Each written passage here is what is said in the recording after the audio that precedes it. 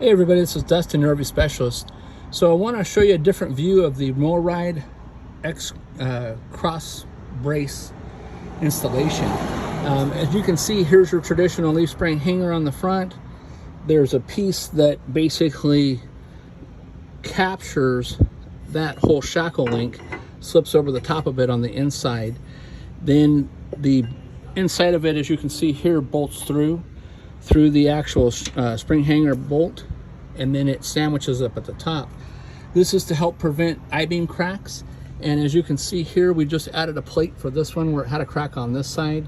There was also a crack on the other side, and then there was a crack on the center I-beam on the opposite side.